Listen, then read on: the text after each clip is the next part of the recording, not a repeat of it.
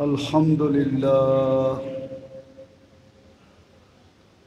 الحمد لله الذي لا تراه العيون ولا تخالطه الظنون ولا يصفه الواصفون ولا تغيره الحوادث ولا يخشى الدوائر يعلم مثاقيل الجبال ومكائل البحار وعدد قطر الأمطار وعدد ورق الأشجار وعدد ما ظلم عليه الليل وأشرق عليه النهار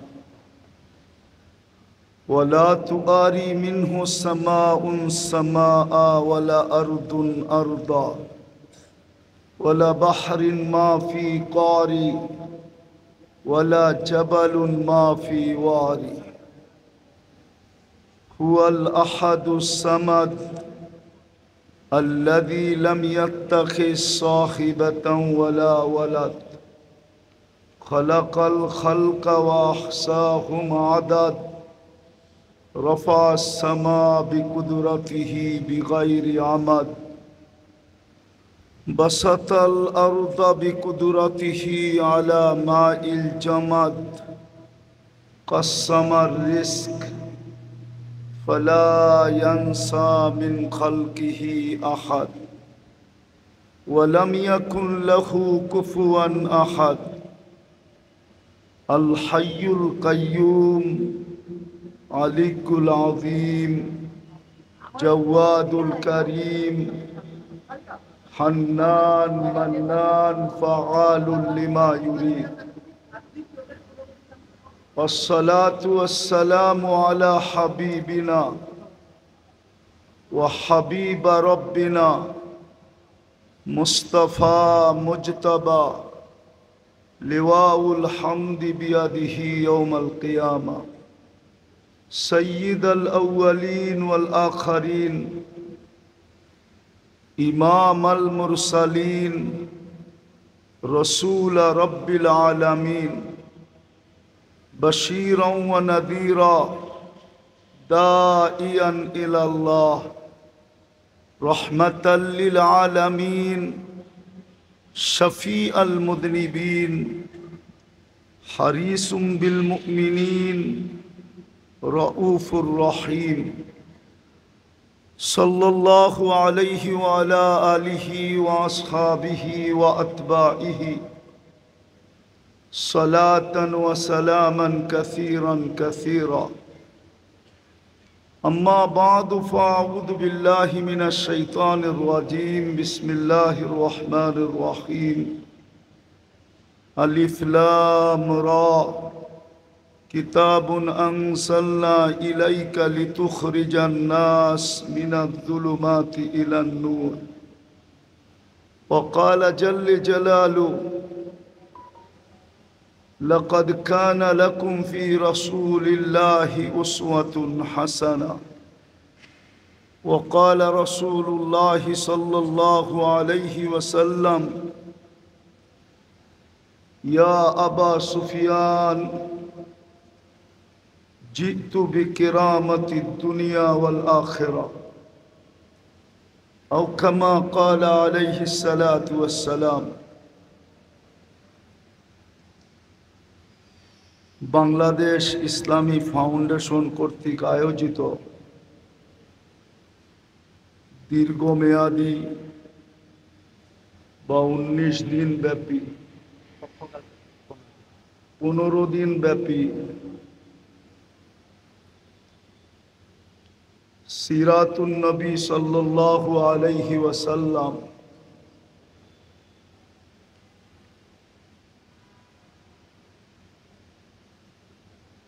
আজকের সম্মানিত সভাপতি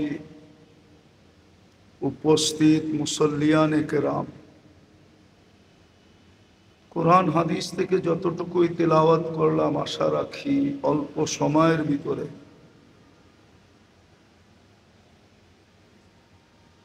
নির্ধারিত আলোচ্য বিষয়ের উপরে কিছু কথা রাখতে চেষ্টা করব।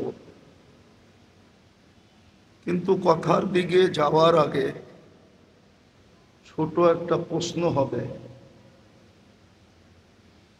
যদিও আমার আলোচ্য বিষয় সামাজিক অবক্ষয় এবং বিশৃঙ্খলা রোধে, প্রশ্ন হলো সমাজ গঠিত কাদের দ্বারা? সমাজ তো কোনো ফ্যাক্টরির তৈরি জিনিস না, বা মাটির থেকে উৎপন্নকৃত কোনো জিনিস না। প্রথম ভাবতে হবে সমাজটা গঠিত কাদের দ্বারা, কি দ্বারা সমাজ তৈরি হয়, কখন সমাজ বলা হয়, আগে এটা ভাবতে হবে। ছোটবেলা মনে হয় সমাজ বিজ্ঞানী পড়ছিলাম যে মানুষ দ্বারাই সমাজ গঠিত, ঠিক না? আরে আমার কথা বোঝেন তো? সুট্টুর কিন্তু হবে না, আস্তে আস্তে বাড়বে। আমারও তো ভলিউম আছে, একবারে বাড়ায়া দিলে আর কিচ্ছু শুনবেন না। আমারটাও আস্তে আস্তে বাড়বে। প্রথমে ভাবতে হবে সমাজ বলে কাকে, সমাজ কি দ্বারা তৈরি হয়। সমাজ সমাজ এটা তো কোনো ফ্যাক্টরির জিনিস না, বা কোনো জমিন থেকে উৎপন্ন হয় না। সমাজের সংজ্ঞাটা কি? বললাম না ছোটবেলা পড়ছিলাম যে মানুষ দ্বারাই সমাজ গঠিত, ঠিক না? একজন মানুষ যেখানে থাকে ওটাকেও সমাজ বলে না, অনেকগুলা মানুষ যেখানে বসবাস করে ওটাকেই সমাজ বলে, ঠিক না? একটা শব্দ কিন্তু যোগ আছে, অনেকগুলা মানুষ একা একা যদি বাস করে তো এটাকে সমাজ বলে না। এখন সমাজ সুন্দর হওয়া বা সমাজের অবক্ষয় দূর করতে হলে আগে মানুষগুলাকে সুন্দর করতে হবে। মানুষই যদি সুন্দর না হইল তাহলে সমাজের অবক্ষয় কোনোদিন দূর হবে না। হ্যাঁ, রোগ যেখানে আগে ওইখানে ওষুধ দিতে হবে, ঠিক না? কি বলেন? শরবত যদি বানাইতে হয় তাহলে পানি আর চিনি মিশ্রণ করতে হবে। পানির উপরে যদি চিনি রেখা দিলেন ঝুলায়া বা লটকায়া, কোটি বৎসর রাখলেও মনে হয় না যে শরবত হবে। দুটাকে মিশ্রণ করলেই শরবত হবে, ঠিক না? আর বরফ দিলে তো কোনো কথাই নেই, আরো মজা বেড়ে যাবে ঠান্ডা হইলে, ঠিক না? সমাজ তৈরি হয় মানব দ্বারা। কতগুলা মানুষ যেখানে বাস করে ওটাকেই সমাজ বলে।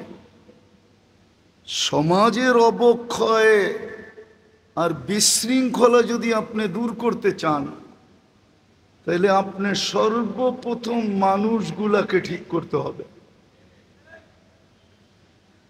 মানুষগুলা যদি ঠিক হয়ে গেল তাইলে দেখা যাবে আর কোনোদিন ওয়াজ করতে হবে না, সমাজ এমনি ঠিক হয়ে যাবে।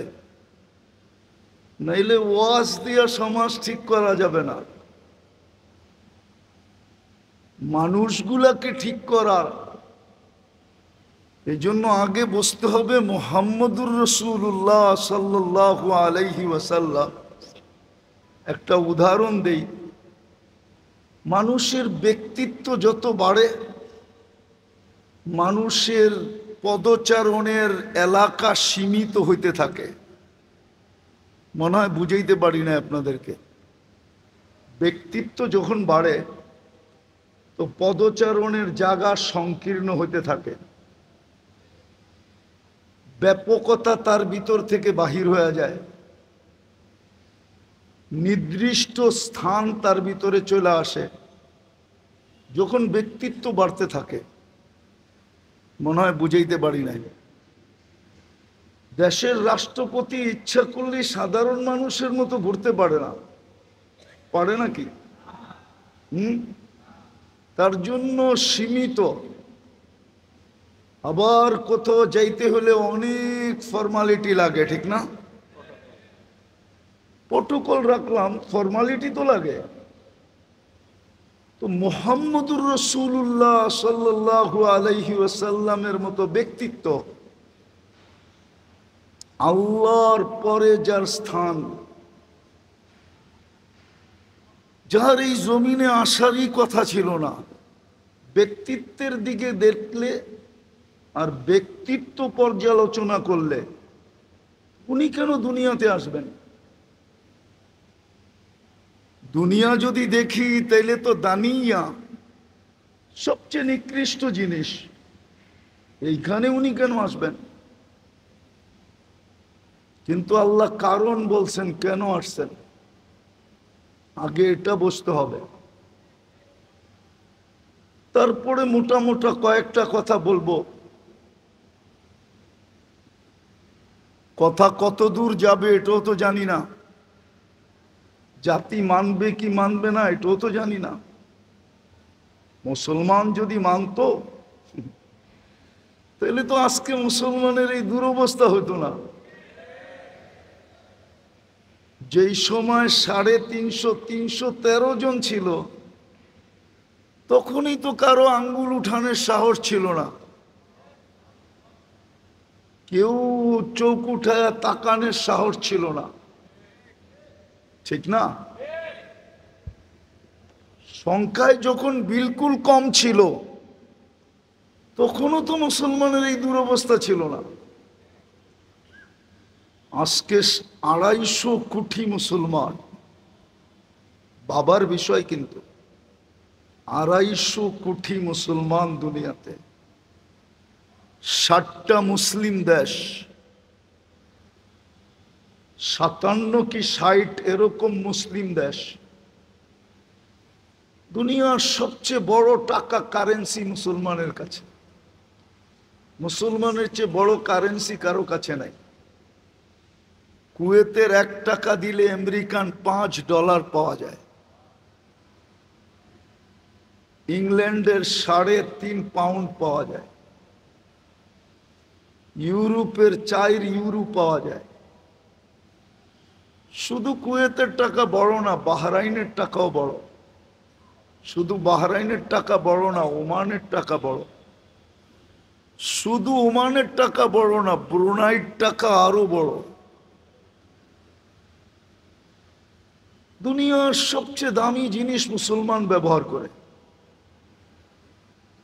দুনিয়ার সবচেয়ে দামি জিনিস কে ব্যবহার করে? মুসলমান ব্যবহার করে। দুনিয়ার কোন যুবরাজের গাড়ি 24 ক্যারেট সোনায় মোড়ানো নাই, শুধু একমাত্র মুসলমান যুবরাজদের আছে। দুবাই যুবরাজের গাড়ি 24 ক্যারেট সোনায় মোড়ানো। ব্রুনাইয়ের প্রেসিডেন্টের এন্টার গাড়ির পার্টস স্বর্ণ দিয়া বানানো। দুনিয়ার সবচেয়ে কাপড় চোপড় বেশি মুসলমান পরে, মুসলমানের চেয়ে বেশি কাপড় চোপড় কেউ পরে না, এবং দামি কাপড় চোপড় পরে। আপনি নেটে গেলে পাবেন বিল গেটসের প্যান্টের দাম কত, নেটে দেওয়া আছে। শার্টের দাম কত, নেটে দেওয়া আছে। আমার মনে হয় না ওর কোনো শার্ট $300 উপরে পাবেন আপনি। $300 ওই দেশের 300 টাকা, ঠিক না? কি? আর আমাদের যুবকদের বাপের হোটেলে খায়া ওদের প্যান্ট দেখবেন, জুতা দেখবেন 12-12 হাজার টাকা, 20-20 হাজার টাকা। গেঞ্জি পরে 4-4-5-5 হাজার টাকা, কিন্তু বাপের হোটেলে, নিজের কামাই না। তো মুসলমানের চেয়ে বেশি দামি পোশাক কাপড় চোপড় দুনিয়ার কেউ পরে না। আবার মাত্রার দিক দিয়ে মুসলমানের চেয়ে বেশি পোশাকাদি কারো কাছে নাই। এই ছোট মজমা যা বসা আছে, আপনাদের ঘরে ব্যবহৃত যা কাপড় আলমারিতে আছে, মনে হয় 5 বছর ব্যবহার করলেও এগুলা শেষ করা যাবে না। কি সত্য তো? হ্যাঁ, 5 বছর যদি কাপড় না কিনেন আর এগুলা কি যদি ওয়াশ করে ব্যবহার করেন, 5 বছর চলবে না? চলবে না? হ্যাঁ, কিন্তু দুনিয়ার কোনো দেশে ব্যবহৃত কাপড় এত আলমারিতে নাই। আপনি ইউরোপ চলে যান, আমেরিকা চলে যান, কানাডা চলে যান, আমাদের যেরকম রাস্তার মোড়ে মোড়ে ডাস্টবিন রাখা, ওদের কদমে কদমে পুরান কাপড় ড্রপ করার জন্য বক্স রাখা। ওই বক্সে লেখা আছে তোমার ব্যবহৃত কাপড় এখানে রাখো। প্রত্যেক সুপার মার্কেটের সামনে আছে। যার কারণেই তো শীতের সময় আপনারা কিছু পুরান কাপড় পান, ঠিক না? ওটা কি বাংলাদেশের আশুলিয়ার থেকে আসছে নাকি? ওটা তো ইউরোপ থেকে আসছে, আমেরিকা থেকে আসছে, অস্ট্রেলিয়া থেকে আসছে। ওদের পুরান কাপড়ই আমরা পরা বাপ দেখায় ঘুরি, ঠিক না? তো মুসলমানের চেয়ে বেশি কাপড় চোপড় সর্বদিক দিয়া। আপনি খাওয়া বলবেন, মুসলমানের চেয়ে সবচেয়ে খাওয়ার আইটেম দুনিয়ার কেউ জানে না। মুসলমান যত আইটেম খায় আর তৈরি করে আর জানে, কোনো দুনিয়া এত আইটেম জানে না। আমি বাস্তব বলতেছি, আমার কথা মেনে নেন। মুসলমানরা যত আইটেম খায়, এক বেলায় যত আইটেম খায়, আমার মনে হয় না উন্নত দুনিয়া পুরা মাসে এত আইটেম দেখে। আরব দেশগুলোতে চলে যান, ওদের বাহারি আইটেম দেখলে আপনার মাথা নষ্ট হয়ে যাবে। এক এক দেশে কত আইটেম। মাঝে মাঝে দেখেন সার্চ করে কোন দেশে কত আইটেম পাওয়া যায়। ওরা সারা মাসে এত আইটেম খায় কিনা সন্দেহ, চোখে দেখে কিনা সন্দেহ। কথা অন্যদিকে চলে যাবে, আমি আমার আলোচ্য বিষয়ের দিকে যাব। সময়ও কম, তারপরও যাব, আলোচ্য বিষয়ের দিকে যাব। আমার মনে আছে 2008-এ আমার সফর চলতেছিল ইউরোপে। তো আমরা ইউরোপে ইটালিতে ছিলাম, বলোনিয়ায়। তো দস্তরখানে যখন খাওয়া লাগছে, তো আমার পাশেই বসা ছিল নবমুসলিম এক শিল্পপতি। তো আমাকে তর্জমানের মাধ্যমে বলতেছিল যে দস্তরখান দেখলে আমার বিশ্বাস হয় জান্নাতে এত আইটেমের খাওয়ান হবে। কেননা ওই দিন শুধু মাছের আইটেম ছিল 27 প্রকার। বুঝবার, আমি জিজ্ঞেস করলাম কেন? ইসলামের আগে তো 24 ঘন্টা কামাইতে যে খাওয়ার সুযোগ হইতো না।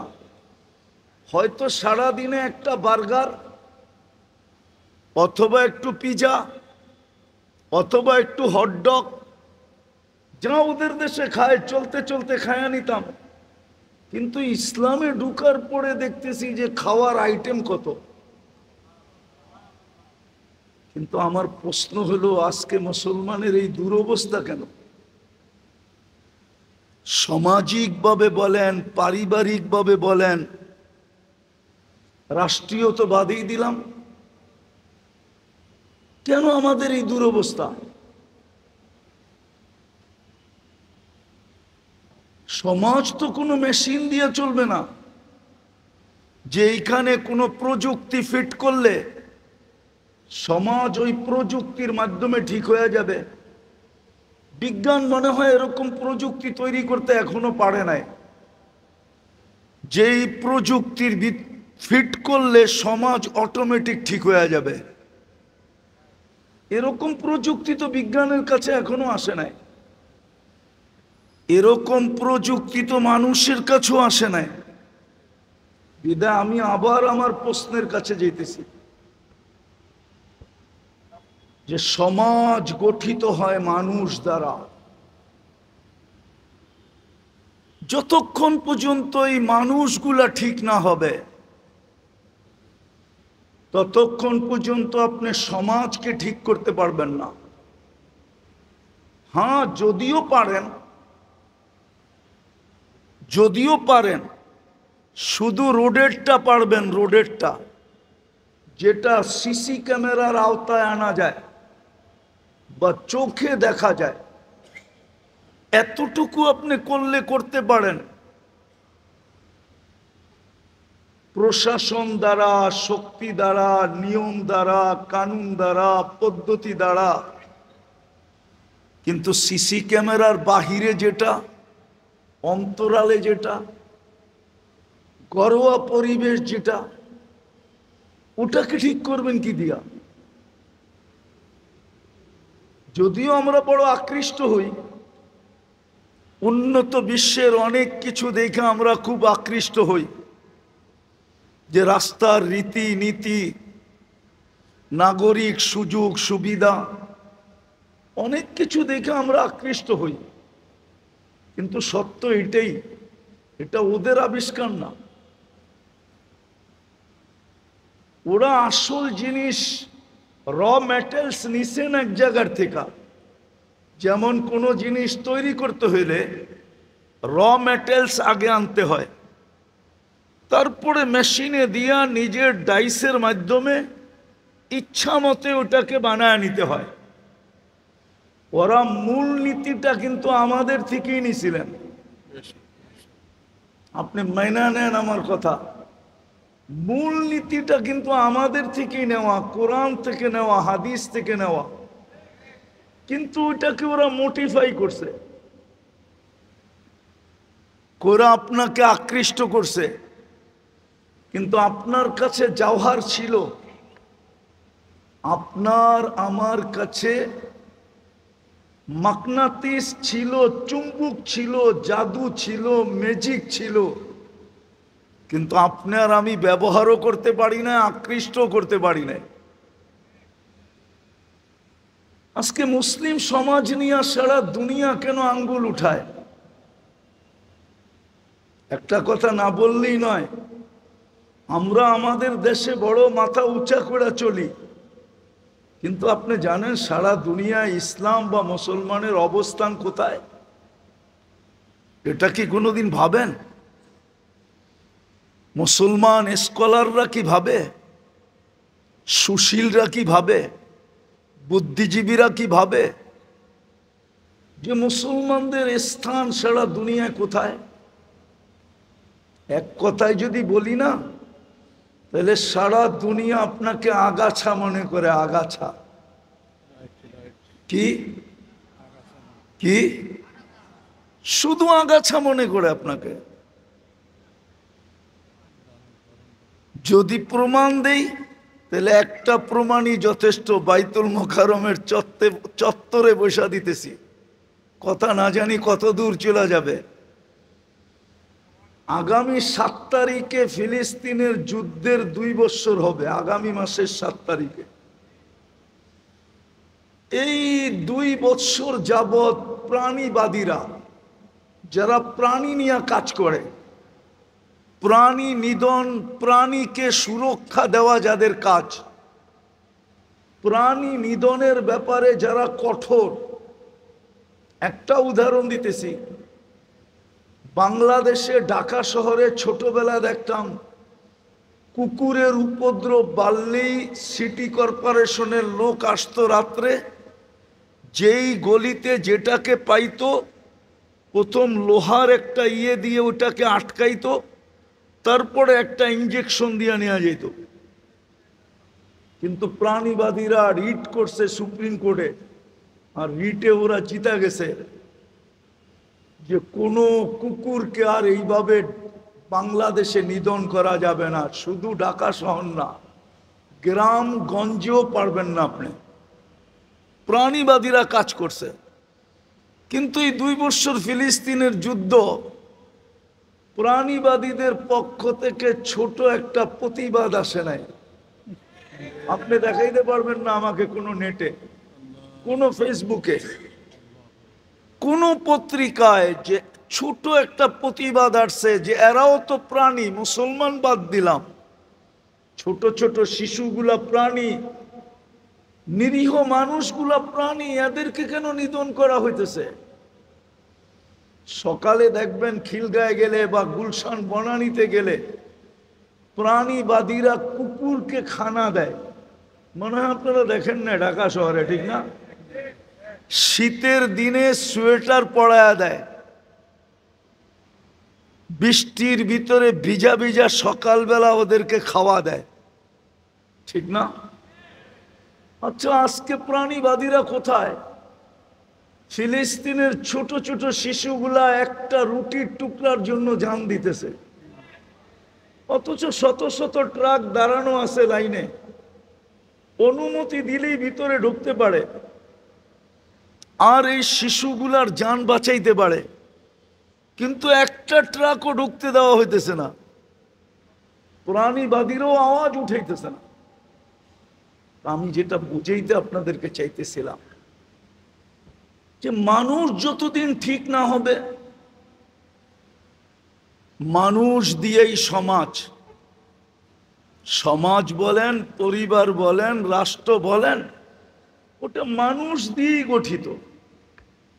মানুষ যতক্ষণ পর্যন্ত, বিশেষভাবে মুসলমান, মানুষ বাদ দিলাম, মুসলমান সমাজ মুসলিম দিয়েই গঠিত, মুসলিম সত্তা দিয়েই গঠিত, মুসলিম ব্যক্তিত্ব দিয়েই গঠিত।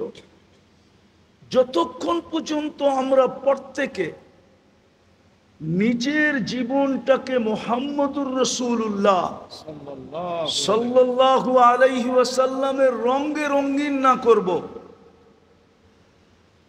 আগে আমাকে, আমার দেহটা, জীবনটা, শরীরটা, আমার পরিবারটা প্রথমে মুহাম্মদুর রাসূলুল্লাহর রঙে রঙিন করতে হবে। যখনই আমি ওনার রঙে রঙিন করব, আমি একটা একটা দেখাই, যখনই আমি ওনার রঙে রঙিন করব, তখন আমি কোনোদিন কারো জন্য অনীহা দেখব না, কারো ক্ষতি হোক এমন কিছু আমি মনেও ভাবব না। এটাও সমাজের ভিতরে, সমাজ গঠনের একটা অংশ। তখন আমি বাস্তবিক মানুষ হব। যেমন হাদিসে আছে, আন্নাস, মানুষকে, আইয়ানফা আন্নাস, যার দ্বারা মানুষের উপকার হয়, অপকার কখনো হয় না। সবাই যখন সবার উপকার চাবে, তো সমাজে অপকার করবে তো করবে কে? আমাকে এটা বুঝান। এই জন্য হাদিসে ইঙ্গিত দিছিলেন যে অপরের জন্য ওইটা পছন্দ করো যেটা তোমার জন্য পছন্দ করো। মানুষ কখনো নিজের ক্ষতি পছন্দ করে না। সমাজ সুন্দর করতে হলে প্রত্যেক ব্যক্তিকে প্রথম এই মনোভাবের হইতে হবে যে আমি যেরকম আমার উপকার দেখি, অপকার দেখি না। আমার ডাইনে বামে সামনে পিছে কারো জন্য আমি অপকার দেখব না, সবার উপকারই করব, অপকার করব না। আর ওই উপকার করতে যেয়া যদি আমার ক্ষতিও হয়, তো আমি আমার ক্ষতিকে সয়ে নিব। আপনি দেখেন, যুদ্ধের ময়দানে কিন্তু নিজে পিপাসিত, আওয়াজ দিছে পানি, আপন ভাই পানি নিয়ে ছুটে গেছে, কিন্তু পাশের থেকে আওয়াজ আসছে পানি, তো বলছে ভাই ও আমার থেকে বেশি পিপাসিত, ওর কাছে যাও। দ্বিতীয়র কাছে যখন গেছে, তো তৃতীয় জায়গার থেকে আওয়াজ আসছে পানি, তো দ্বিতীয় জন বলছে ও আমার চেয়ে বেশি পিপাসিত, ওর কাছে যাও। তো তৃতীয়র কাছে যাইতে যাইতে তৃতীয় জন দুনিয়ার থেকে চলে গেছে, ফিরত আসছে দ্বিতীয়র কাছে, তো ও চলে গেছে, আসছে আপন ভাইয়ের কাছে, তো দেখে ও চলে গেছে, পানি পানির জায়গায় রয়ে গেছে। নিজের ক্ষতি সয়ে গেছে, কিন্তু মৃত্যু লগ্ন আরেকজনের উপকার আমার আগে হোক এটা চেয়ে গেছে। এটা দিয়ে সমাজ সুন্দর হয়, এটা দিয়ে সমাজ সুন্দর হয়। কেউ যদি অন্য কারো অপকার না চায়, আজকার থেকে যদি বাংলাদেশের মানুষ মুসলমান বলে কথা না, মানুষের অপকার সে চায় না, ক্ষতি চায় না, কষ্ট চায় না, মানুষের ক্ষতি হোক এটা সে চায় না।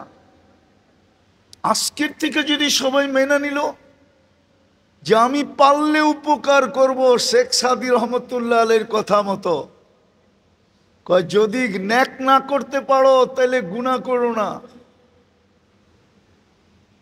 ন্যাক যদি না করতে পারো তাহলে কি করো না, গুনাহ করো না। গুনাহ না করাই একটা নেকি, ন্যাক করতে না পারলে গুনাহ করো না।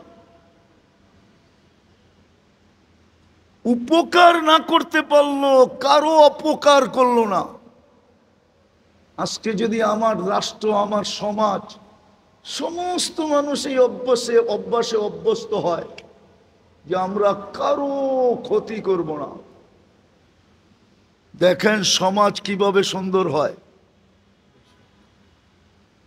নিজের জন্য যেটা পছন্দ করে, আর মানুষ নিজের জন্য সব সময় মঙ্গল পছন্দ করে, অমঙ্গল পছন্দ করে না। সমাজ সুন্দর হবে, ঘর সুন্দর হবে, ফ্যামিলি সুন্দর হবে, জীবন সুন্দর হবে। এরকম যদি সমাজ সুন্দর করতে হয়, তাইলে সমাজের সর্ব ব্যক্তিকে সৎ হইতে হবে। সৎ কি? সত্যবাদী হইতে হবে। কি? সৎ এবং সত্যবাদী। কি? সৎ এবং সত্যবাদী। যখন সৎ হবে তো সমাজ অটোমেটিক সুন্দর হবে, আপনাকে সুন্দর করতে হবে না। সমাজের অবক্ষয় সৎ না হওয়ার কারণ।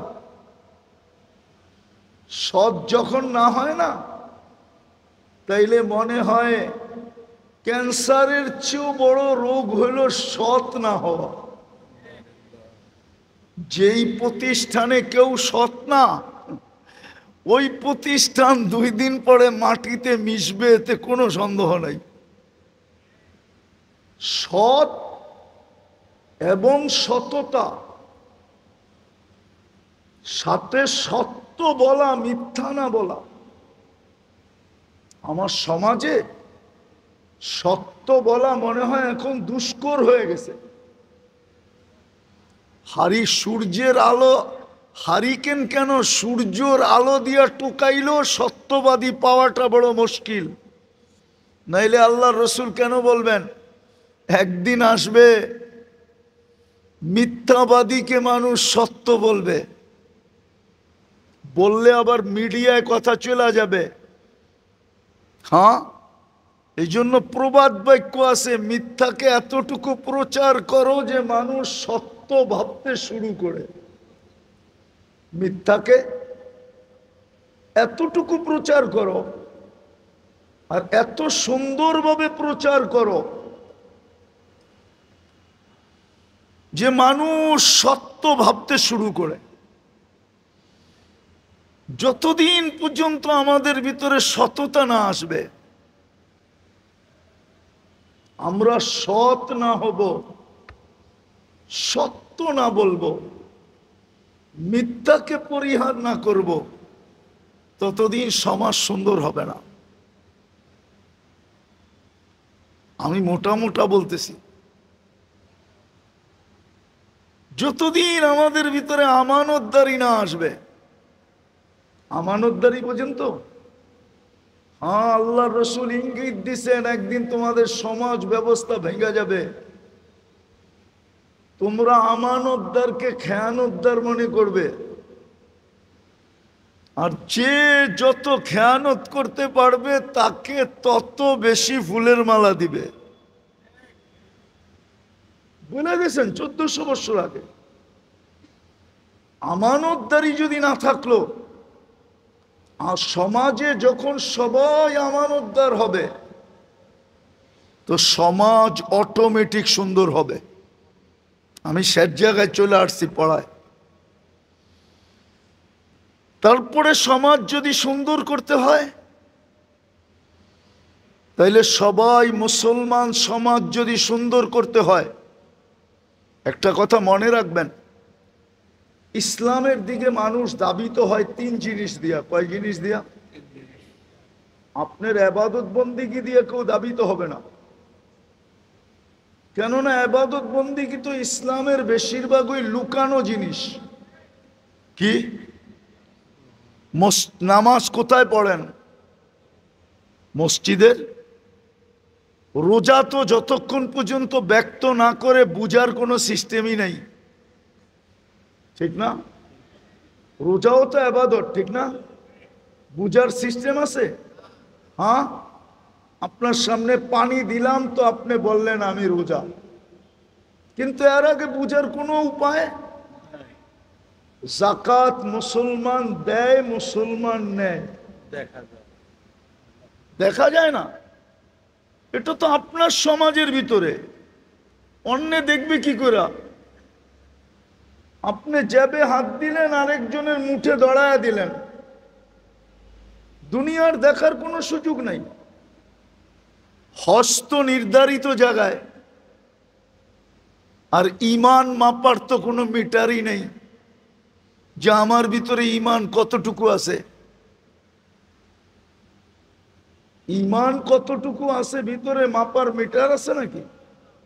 হ্যাঁ, কিছু নিদর্শন আছে, যদিও আমরা কখনো এটাকে ফলো করি না, মানি না, ওটা জানিও না। ওটা যদি জানতাম তাহলে মাঝে মাঝে অনুভব হতো যে না, আমার ভিতরে এখনো পাখি আছে, উড়া যায় না। তাহলে যেটাকে ইমানিয়াত বলে, ইবাদত বলে, ওটা দিয়ে মানুষ ইসলামে ঢুকবে না। মানুষ ইসলামে ঢুকবে 3 জিনিস দিয়া। বাড়ির ফাউন্ডেশন দেখা কেউ কোনোদিন তাকায় না, কেননা ফাউন্ডেশন তো মাটির নিচে, এটা দেখাই যায় না। বাড়ির উপরের স্ট্রাকচার দেখা মানুষ বারবার তাকায়। কার বাড়ি? আর্কিটেকচারকে, ডিজাইনারকে, এরকম কারিগরকে, এত সুন্দর বাড়ি, কিন্তু এটার নিচে ফাউন্ডেশন আছে। ইমানিয়াত আর ইবাদত হলো ইসলামের ফাউন্ডেশন, এই জন্যই দুটা লুকানো, দেখা যায় না। কিন্তু আসল ইসলামের প্রাসাদ যেটাকে বলা হয়, যেটা দেখা মানুষ ইয়াদখুলুনা ফি দীনিল্লাহি আফওয়াজান আফওয়াজা, মানুষ দলে দলে ইসলামে ঢুকবে, ওটা হলো 3টা। যেরকম বাড়ির স্ট্রাকচার দেখা, উপরের বিল্ডিং দেখা মানুষ আকৃষ্ট হয়, আর বিল্ডিং এর ভিতরে 3টা জিনিস লাগে, দর দেওয়ার আর ছাদ। দর দেওয়ার বোঝেন? মনে হয় বোঝেন না, ঠিক না? দেওয়াল বুঝছেন তো? হ্যাঁ, দর মানি হলো জানলা দরজা, দর দেওয়ার জানলা দরজা এবং ছাদ, এই 3টাই হয় বিল্ডিং এর উপরে স্ট্রাকচার। ওটার ডিজাইনের উপরই মানুষ বারবার তাকায়। যেই বাড়িটা কার, বাংলাদেশের গ্রামগঞ্জে গেলে দেখা যায় এরকম বাড়ি তাকলাইগা থাকে মানুষ, ঠিক না? তো ইসলামেরও রাজপ্রাসাদ গঠিত 3 জিনিস দিয়া। আবারও বলতেছি, ফাউন্ডেশন কিন্তু মাটির নিচে থাকে। ইমানিয়াত ইবাদত এটা লুকানো, এটা দিয়ে আপনি কাউকে আকৃষ্ট করতে পারবেন না। পারলেও 2-4 জন পারবেন, বা আপনার লোক ব্যতীত কাউকে পারবেন না। হ্যাঁ, রাগ হয়ে যাবে কেউ, বলবো আবার মিডিয়ার মধ্যে চলে যেতেছে, আবার ফাউন্ডেশনের লোক রাগ হয়ে যায় কিনা। হ্যাঁ, পীরেরা কেরামতি দেখায় মুরিদ বাড়াইতে পারে, এটা আমি মানি, কিন্তু কাউকে ইসলামে ঢুকাইতে পারে না। কেননা এটা তো তারই লোক দেখে, ঠিক না? সত্য তো, সত্য তো। তো যেই তিনটা দ্বারা মানুষ আকৃষ্ট হয় সেটা হলো মুআমালাত, লেনদেন, মুআশিরাত, সমাজ ব্যবস্থা, আর চতুর্থ হলো আখলাক, তৃতীয় হলো আখলাক। আমি শেষ জায়গায় চলে আসছিলাম, সমাজ যদি সুন্দর করতে হয় তারও দুটা জিনিস লাগবে, যেটাকে আরবি ভাষায় বাসাতা বলে। চাকচিক্যের জীবন পরিহার করা, সাদা মাঠা জীবন। জীবন যত সাদা মাঠা হবে চাহিদা তত কম হবে, আর চাহিদা যত কম হবে ৯-৬ তত কম হবে। ৯-৬ বোঝেন তো? হ্যাঁ, আরে বোঝেন তো? ৯-৬ বোঝেন নাই? হ্যাঁ, হাজার হাজার কোটি টাকা এদিক ওদিক যাবে না, কেননা চাহিদাই তো নাই। আর সর্বশেষ সমাজ সুন্দর করতে হলে যেটা লাগবে সেটা হলো মুসলমানের ভিতরে লজ্জা থাকতে হবে, হায়া। আজকে আমাদের ভিতরে হায়া নাই। আল্লাহকে যে হায়া করে না, ও মানুষকে কোত্থেকে হায়া করবে? বিদায় আবারও শেষে যে ফিনিশিং দিতেছি, সমাজ যদি সুন্দর করতে হয় তাহলে আগে আমাদেরকে ঠিক হইতে হবে, কেননা মানুষ দিয়া সমাজ গঠিত। আর মানুষ ঠিক মুহাম্মদুর রাসূলুল্লাহর রং ছাড়া মানুষ কোনোদিন ঠিক হবে না। ওনার রঙে যখন রঙিন হবে, তো যারা নিজেদেরকে বলতেন কিলাব সাহারা, আমরা মরুদ্যানের কুকুর, ওনারা জমিনে বৈশা বললে আকাশ থেকে কোরআন হয়ে আসে। সাহাবায়ে কেরাম ইসলামের পূর্বে এটাই বলতেন, কিলাব সাহারা, আমরা মরুদ্যানের কুকুর সমতুল্য। কিন্তু কোরআন তাদেরকে 1500 মেডেল দিতেছে। পুরা কোরআনে সাহাবাদের শানে 1500 আয়াত আছে, 1500 মেডেল কোরআন দিছেন।